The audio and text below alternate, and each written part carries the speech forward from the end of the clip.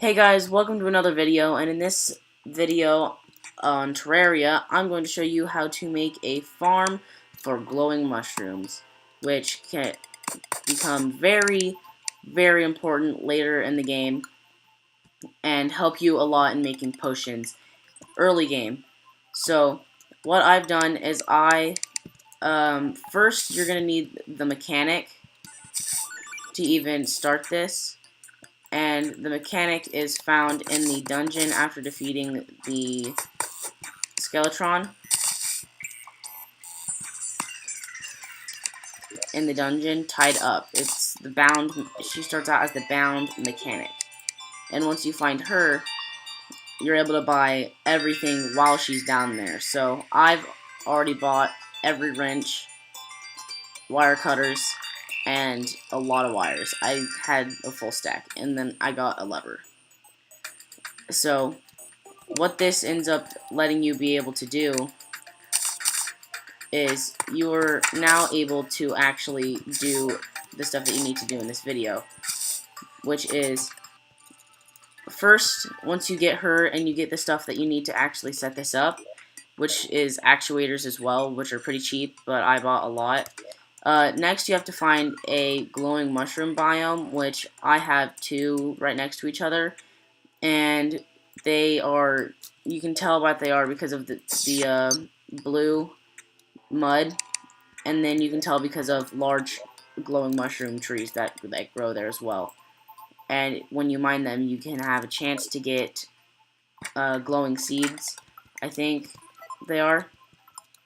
And if you place them in mud, they'll eventually spread. So this line's almost finished. I made these lines 20 long, I'm pretty sure, and I made 2, but you can make however many you want. You'll just need more wires and actuators. And then all you need is one lever. And then I have actuators placed on every block, and then wires connecting all the actuators up to here. They don't need a power source of any kind. That's what I like about this game. You just have to connect the wires to a lever or something. And then the theory is, once everything grows and mushrooms and stuff start growing, if you right-click that, it'll get rid of all of them and will drop the mushrooms. And now it works most of the time, but a lot of the time some mushrooms will not drop. And to fix that problem, you just have to let more grow in to the point where they're all there.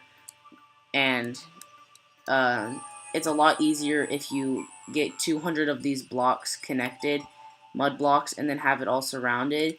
And then 200 blocks counts as a biome. So once you have a biome, it basically it helps later game when you have the mushroom NPC, which is hilarious to look at. He's just funny to look at.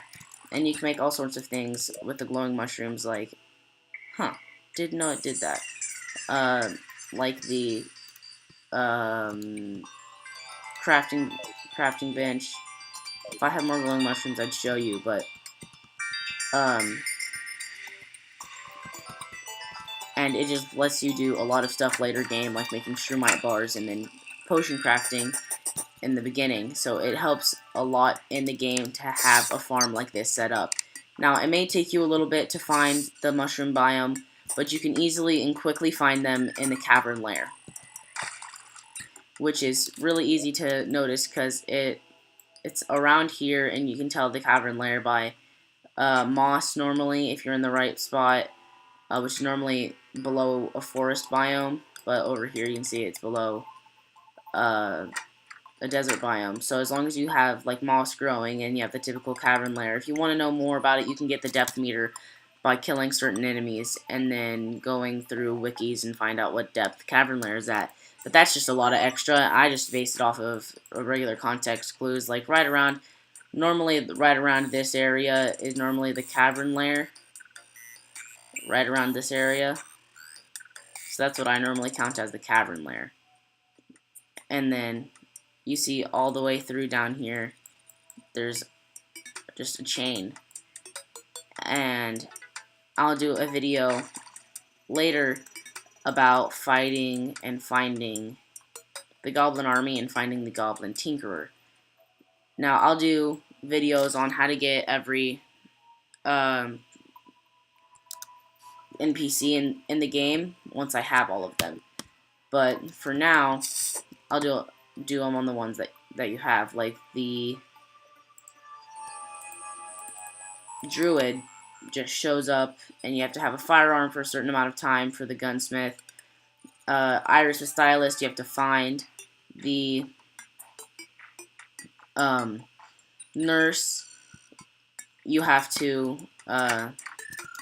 have a certain amount of, you have to have a couple extra hearts, which you start out with 5, but I maxed out my health and mana early on, and then you get the guide instantly, and then once you have a lot of coins on you, 50 silver at least, you have a chance for this guy to show up, and he has a lot of basic stuff, like the safe, the sickle, marshmallow, that's pretty cool, and then just all this stuff, which really comes in handy if you don't have enough stuff for an iron anvil, or lead anvil, no matter which world, but he'll always sell an iron one, or a bug net, and then torches, and he's cool to have, and then the nurse will heal you,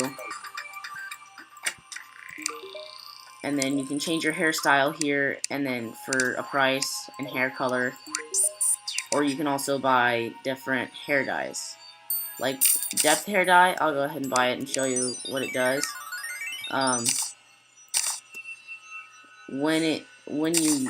It's a consumable hair dye. It's a consumable dye. When you use it, like since I'm up top, it's green, and if I go lower, it should start turning a different color. And the deeper you go, the darker it gets. Like right now, I'm at the cavern layer, or around the cavern layer. So around brown with a depth hair dye, brown or dark brown, you're in the cavern layer. So that's a good way to tell it without having a depth meter. But yeah, so that's pretty much it for this video. Thanks for watching. Make sure you like and subscribe and just support the channel. And check out the other videos in the links below.